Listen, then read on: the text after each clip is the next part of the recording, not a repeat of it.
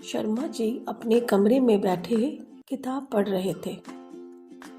अचानक उनका बेटा रोहित मुंह लटकाए उनके कमरे में प्रवेश करता है और अपने पिताजी के पूछने पर अपनी समस्या बताता है कि उसके टीचर ने उसे होमवर्क में नाउन्स के 10 उदाहरण लिख कर लाने के लिए कहा है। यह सुनकर पिताजी हंस पड़ते हैं और रोहित से कहते हैं, तो हम थोड़ा सा बाजार से घूम आते हैं। और दोनों पिता और बेटे मार्केट यानी बाजार की ओर चल देते हैं। बाजार पहुंचने पर शर्मा जी अपने बेटे से कहते हैं, बेटा रोहित, इस मार्केट प्लेस में आपको कौन कौन दिख रहे हैं? आप ध्यान से देखें और मुझे बताएं।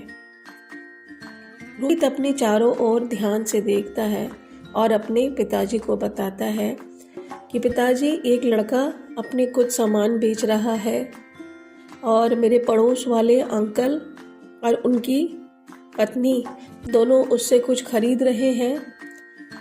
बगल में एक पुलिस ऑफिसर भी है और अरे मेरी टीचर भी बाजार की ओर आ रही है और एक गर्ल या लड़की अपने हाथ में पौधा लिए जा रही है।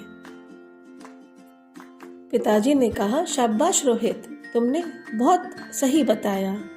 तो ये जितने भी लोग हैं ना, इन सब के कोई ना कोई नाम है, जैसे कि लड़का, लड़की, पिताजी, चाचा, चाची या पुलिस ऑफिसर या शिक्षक। तो हमने यह देखा, ऑल पीपल हैव नेम्स। सभी लोगों के कुछ न कुछ नाम होते हैं, like boy, girl, father, uncle, aunty, police officer, teacher. फिर पिताजी ने रोहित से पूछा कि हम कहाँ घूमने आए हैं? तो रोहित ने बताया, मार्केट प्लेस या बाजार। पिताजी ने जवाब दिया, हाँ बिल्कुल सही। तो जिस तरह सभी व्यक्ति या लोगों के कोई न कोई नाम होते हैं, वैसी प्रकार सारी जगहों या स्थान के भी अपने नाम होते हैं। All places have names like marketplace, railway station, road, buildings, house, river यानी नदी, forest यानी जंगल, shop यानी दुकान, किचन यानी रसोई या बेडरूम, बाथरूम और एनी रूम। तो किसी भी प्लेस की यदि हम बात करें तो उसका एक खास नाम होता है या नेम होता है। अब चलो आगे चलते हैं। रोहित के पिताजी उसे एक गांव की ओर ले गए और फिर उससे वैसे ही सवाल पूछे कि बताओ, आपको अपने आसपास कौन से जानवर, पक्षी या कीड़े मकोड़े दिख रहे हैं? तो रोहित ने बारी बारी से बताया, जैसे डॉग, कुत्ता, काऊ, गाय, शीप, भेड़, बटरफ्लाई, तितली, हनी बी या मधुमक्खी, आउल, उल्लू, पैरट यानी तोता। तो इस तरह से रोहित ने अपने पिताजी को सारे एनिमल्स, बर्ड्स और इंसेक्ट्स के नाम बताए। और तब पिताजी ने कहा, तो रोहित, ऑल एनिमल्स, बर्ड्स और इंसेक्ट्स हैव नेम्स। आपने देखा कि सभी जानवर, चिड़िया, कीड़े मकोड़ों के नाम होते हैं।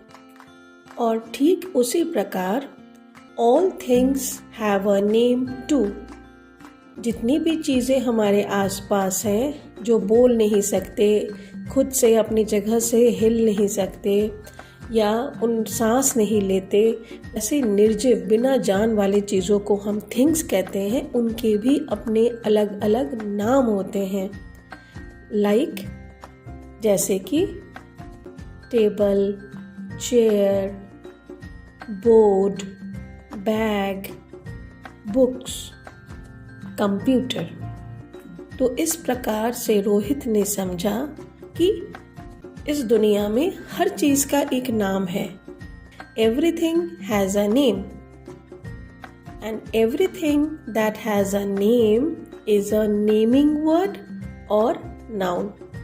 और जो भी चीज हमारे आसपास है जिसका एक नाम है उसे ही हम कहते हैं नेमिंग वर्ड या नाउन। तो पिताजी ने पूछा, hope you have understood Rohit, मुझे उम्मीद है कि अब तुम समझ गए होगे कि हम नाउन या नेमिंग वर्ड किसे कहते हैं। और रोहित का जवाब था, yes father, I have understood. जी पिताजी, मैंने समझ लिया है।